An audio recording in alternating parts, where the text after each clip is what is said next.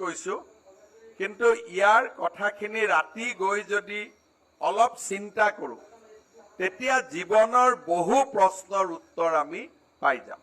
অসমত সেমি কণ্ডাক্টৰৰ দৰে ইণ্ডাষ্ট্ৰী স্থাপনৰ প্ৰচেষ্টা চলি আছে। প্ৰাৰম্ভিকভাৱে মই কথা পাতোতে মোক তেখেতসকলে কৈছিলে যে প্ৰায় 10,000 হায়াৰ ছেকেণ্ডাৰী সায়েন্সত পাছ কৰা ল'ৰা ছোৱালীক যদি অসমত এই ধৰণৰ উদ্যোগ আহে এই ধৰণৰ উদ্যোগৰ বাবে প্ৰয়োজন হ'ব। এতিয়া আজিলৈকে হয়তো আমি স্কুলত সেমি কণ্ডাক্টৰৰ বিষয়ে শুনাও নাই, কিন্তু পৃথিৱীখন ইমান আগুৱাই গৈছে যে কাণ আৰু চকু আমি যদি ঠিক কৰি ৰাখো তেতিয়াহ'লে এই পৃথিৱী এতিয়া হতাশাৰ পৃথিৱী নহয়, এই পৃথিৱী হৈছে আশাৰ পৃথিৱী। কেতিয়াবা কেতিয়াবা মোক ল'ৰা ছোৱালীয়ে কয় যে দাদা মই হতাশ হৈ গৈছো। হতাশ কিয় হ'ব লগা হ'ল? হতাশ এই কাৰণে আমি হ'ব লগা হয় যে আমি ধৰি থম যে মই এইটোৱে কাম আমি কৰিম, কিন্তু তাতকৈও যে ভাল কাম আছে, তাতকৈও যে ডাঙৰ কামেৰে আমি একোজন সফল ব্যক্তি হ'ব পাৰো তাৰ বিষয়ে আমি চিন্তা কৰাৰ আমাৰ অৱকাশ নাই। কোনোবাই মেডিকেলত সিট নাপালে হতাশ হয়, কিন্তু মেডিকেলত সিট নোপোৱা ল'ৰাজনেও মলিকুলাৰ বায়'লজি আদি পঢ়ি তেওঁ যে ডক্টৰে কি ঔষধ লিখিব তাক নিৰ্ধাৰণ কৰিব পাৰে, ডক্টৰৰ ওপৰতো যে ছুপাৰ ডক্টৰ হ'ব পাৰে, সেই ধৰণৰ জিজ্ঞাসা আমাৰ মনত থাকিব লাগিব।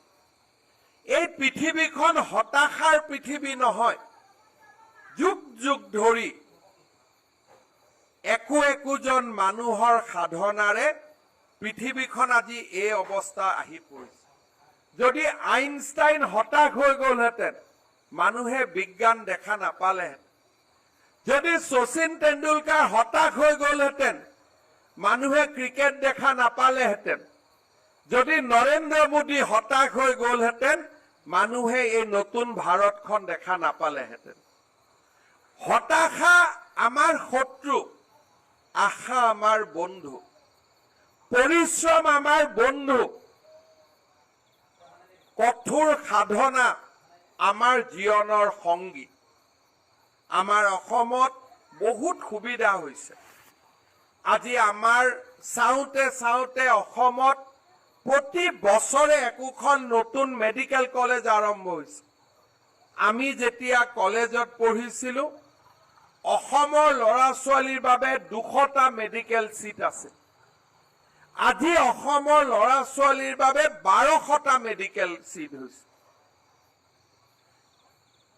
আগত যদি হতাশা আছিল প্ৰতিটো বছৰে আমাৰ জীৱনলৈ আশা কঢ়িয়াই আনে। এই বছৰ অসমত তিনিচুকীয়াত মেডিকেল কলেজ হ'ব, অহা বছৰ বঙাইগাঁৱত মেডিকেল কলেজ হ'ব, গুৱাহাটীৰ দ্বিতীয়খন মেডিকেল কলেজ হ'ব। সময় আগবাঢ়ি যোৱাৰ লগে লগে সুবিধা বৃদ্ধি পাইছে। যেতিয়া হতাশাৰ পৰিৱৰ্তে আমাৰ মনত আশাই ক্ৰিয়া কৰি থাকিব আমি আমাৰ পথ বিচাৰি পাম। আৰু সেইবাবে মই উচ্চতৰ মাধ্যমিক পৰীক্ষাত উত্তীৰ্ণ হোৱা সকলোকে নিজৰ লক্ষ্য পথত অবিচলিতভাৱে থিয় হৈ আশাৰ এটা মন বুকুত বান্ধি আগবাঢ়ি যাবৰ বাবে মই পুনৰ এবাৰ সকলোকে অনুৰোধ কৰিম। অলপ চিন্তা কৰো তেতিয়া জীৱনৰ বহু প্ৰশ্নৰ উত্তৰ আমি পাই যাম।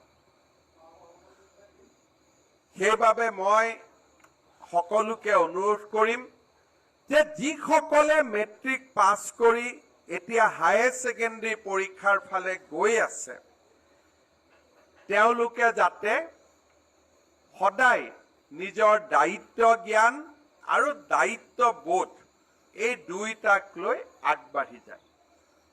যিসকলে হায়াৰ ছেকেণ্ডাৰী পাছ কৰিলে আমি সকলোৱে জানো আমি সকলো ডাক্তৰ হ'ব খোজো সকলো ইঞ্জিনিয়াৰ হ'ব খোজো বা আমি সকলোৱে অধ্যাপক অধ্যাপিকা হ'ব খোজো এয়া আছিল 20 বছৰ আগৰ পৃথিৱী আজিৰ পৃথিৱীখন পৰিৱৰ্তন হৈছে আজিৰ পৃথিৱীত বহুত নতুন নতুন বিষয় ওলাইছে যাৰ ওপৰত আমি যদি জ্ঞান লাভ কৰিব পাৰো আমি ডাক্তৰ আৰু ইঞ্জিনিয়াৰ হোৱাৰ প্ৰয়োজন নাই মই আমাৰ কিমান ছাত্ৰ ছাত্ৰী আছে শুনিছে মই নাজানো আজিকালি আমাৰ পৃথিৱীত জ্ঞানৰ নতুন নতুন সীমা আমাৰ পৃথিৱীখনে স্পৰ্শ কৰিছে সফটৱেৰ ওপৰত আমি কাম কৰিব পাৰো আৰ্টিফিচিয়েল ইন্টেলিজেন্সৰ দৰে নতুন নতুন সাবজেক্ট বিলাকৰ ওপৰত আমি শিকিব পাৰো বিএসসি নাৰ্ছিঙৰ দৰে পঢ়া শুনা কৰি আমি বহু আগুৱাই যাব পাৰো মেডিকেলৰ লগত ৰিলেটেড বহু বিলাক সাবজেক্ট আছে যাক আমি অধ্যয়ন কৰি আমি বহু দূৰ আগুৱাই যাব পাৰো কমাৰ্চৰ লগত যাক আমি ফাইনেন্সিয়েল ইনক্লুশনৰ লগত জড়িত বেংকিংৰ লগত জড়িত কোম্পানীৰ লগত জড়িত আজিকালি ইমান বিশাল বিশাল জ্ঞান আৰু প্ৰফেশন আছে যে কোনোবাই আমি মেডিকেল ইঞ্জিনিয়াৰিঙত সিট নাপালে হতাশ হোৱাৰ কোনো প্ৰয়োজনে নাই